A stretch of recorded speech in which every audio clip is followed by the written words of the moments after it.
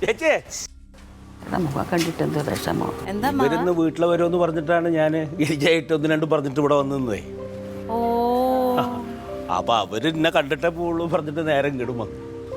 എന്താ പറ്റിയേ? ഈ പ്രായത്തിന്റെ ഓരോ എടുത്തു കേട്ടോ. അതന്നെ സ്വന്തം വരുമാനം അനുസരിച്ചല്ലേ നമ്മൾ ഓരോന്നൊക്കെ ചെയ്യാ. പിന്നല്ലാതെ ഇത് മറ്റുള്ളവരുടെ ഓരോന്ന് കണ്ടിട്ട് അതിലും വലുതാവണമെന്ന് കരുതിയിട്ട് 50 ലക്ഷം ഉറുപ്പ്യ ലോൺ എടുത്തിട്ട് വീട് കെട്ടി. എന്നാ വല്ല അറിയണ തൊഴിൽ ചെയ്താൽ പോരെ. മറ്റുള്ളവരുടെ വാക്ക് കേട്ടിട്ട് ഒരു പരിചയമില്ലാത്ത ബിസിനസ്സിന് ഇറങ്ങിയിട്ട് അതും പൊളിഞ്ഞ് ഇപ്പൊ വരുമാനവും ഇല്ല. 5 മാസമായി ഇത്ര ബാങ്കിൽ അടവടച്ചിട്ട്. ജപ്തി ചെയ്യാൻ പോവാ. അല്ല, ജപ്തിയൊന്നും ആയിട്ടില്ല. അതില്ല, ഇപ്പൊ 4 മാസം അടയ്ക്കാത്തന്നെ ജപ്തി വരുമല്ലോ. വരില്ലേ? അത് വരാണ്ടിരിക്കാനാണല്ലോ ഇപ്പൊ 2 ലക്ഷം ഉറുപ്പ്യ ചോദിച്ചത്. അതെ.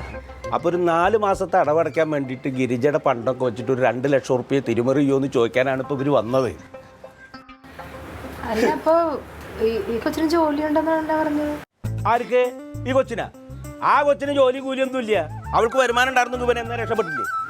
അല്ല, ഞാൻ ജോലി ഒരു 2-3 സ്ഥലത്ത് പറഞ്ഞു വെച്ചിട്ടുണ്ട്. ഇന്റർവ്യൂ ഒക്കെ കഴിഞ്ഞായിരുന്നു. നല്ല വല്ല ജോലി വേണമെങ്കിൽ ഇവിടെ ക്ലീറ്റോ ചേട്ടനോട് പറഞ്ഞൊന്ന് വേണം ശുപാർശ ചെയ്യും. അത് ശരിയാ. ക്ലീറ്റോ രാഷ്ട്രീയത്തിലൊക്കെ നല്ല പിടിപാടുള്ള ആളാ. അങ്ങനെ ജോലിയുടെ കാര്യം എന്തെങ്കിലുമൊക്കെ ശരിയാവണമെങ്കിൽ അവനോട് ചോദിച്ചാൽ മതി. അവൻ റെക്കമെൻഡ് ചെയ്തിട്ട് ശരിയാക്കി വരും കേട്ടോ. ജോലി കിട്ടി അവന് കുറച്ചൊരു സഹായം ആവുമേ. ഈ അവസ്ഥയിൽ ഒരു ജോലിയൊക്കെ ഉള്ളത് നല്ലതാണ്. കുടുംബത്തിന് പിന്നെ ഒരു അത്താണിയാവും. അതാ പറഞ്ഞത്. പിന്നെ എന്താ പറഞ്ഞറിയാം, ഈ മുടങ്ങി കിടക്കണ 3-4 മാസത്തെ അടവടച്ചാലേ ബാങ്ക് പിന്നെ ഒരു 5-6 മാസത്തിന് ഇടപെടില്ല. അത് ശരിയാ. ആ സമയത്ത് ഈ വീട് കിട്ടണ കാശിനാണ്ട് വിൽക്കുക. എന്നിട്ടൊരു ചെറിയ വീടൊക്കെ വെച്ച് ബാക്കി കാശുകൊണ്ട് ബാധ്യതയൊക്കെ തീർക്കാം. വേണമെങ്കിൽ നമ്മുടെ ഫ്ലാറ്റിൽ താമസിച്ചോളാൻ പറ. ഫ്ലാറ്റോ? അയ്യോ, അത് വലുതല്ലേ ചേച്ചി, ഇവർക്ക് ചെറുതല്ലേ വേണ്ടത്. അല്ല, വലിയ ഫ്ലാറ്റിലൊന്നും അവർക്ക് താമസിക്കാൻ പറ്റില്ല.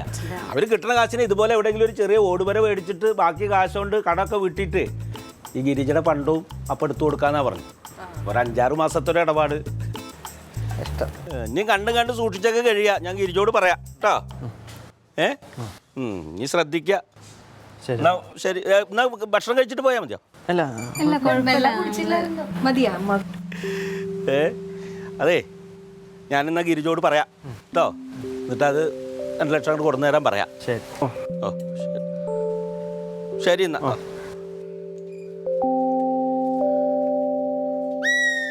ശരി, അപ്പൊ ഞങ്ങള് പോയിട്ട് വരാം.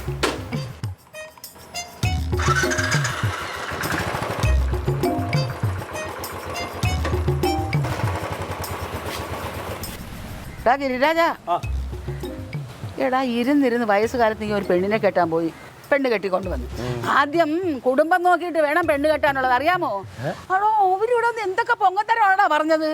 എടാ, കുടുംബത്തിൽ പറഞ്ഞവരാരെങ്കിലും അന്യ വീട്ടിൽ വന്നിട്ട് ഇങ്ങനെ പൊങ്ങത്തരം പറയുമോ? ഞാനൊരു വയസ്സാണെന്നുള്ള യാതൊരു ഇതും അവർക്കില്ലായിരുന്നു. ഒരു വീട്ടു വേലക്കാരിയെ കാണുന്ന കേട്ടോ എന്നെ കണ്ടത്. പിന്നെ നമ്മൾ കുടുംബത്തിൽ പറഞ്ഞവരായതുകൊണ്ട് ഞാൻ ഒരു അക്ഷരം മിണ്ടിയില്ല. അല്ലെങ്കിൽ 2നെ അടിച്ച് ഞാൻ. അല്ല തങ്കാവോ, നീ അതിലിടയ്ക്ക് ഏതൊരു ഫ്ലാറ്റിന്റെ കാര്യം പറഞ്ഞു കേട്ടല്ലോ. അത് ഞങ്ങൾക്ക് വഴുതക്കാട് ഒരു ഫ്ലാറ്റ് ഉണ്ട്. ആ സൂപ്പർ മാർക്കറ്റിന്റെ അപ്പുറത്തുള്ളത്. അവളിപ്പോ പുതിയതായിട്ട് വാങ്ങിച്ചത്.